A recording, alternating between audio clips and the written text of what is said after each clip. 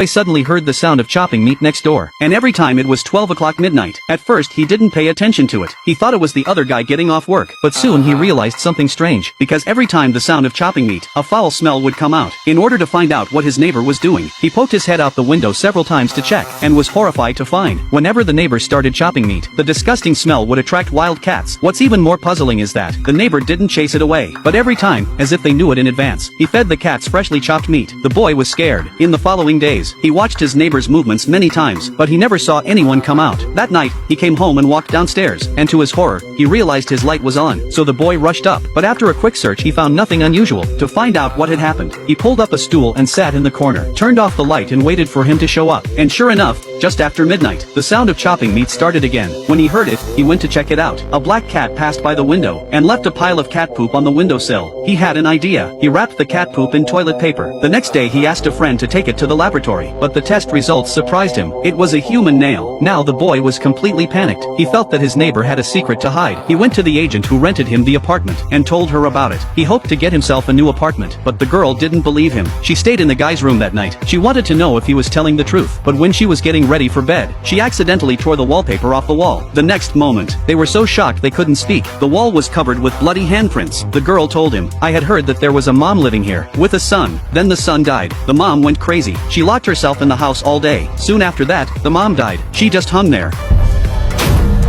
To make sure the legend was true, I couldn't wait to check the internet, and sure enough there was news about it, and it happened just half a year ago. He thought the legend had something to do with his neighbor. He wanted to find out what his neighbor was up to. At night, he turned off all the lights, then he sat in his room and waited. It was 12 o'clock midnight. The familiar sound of chopping meat began again.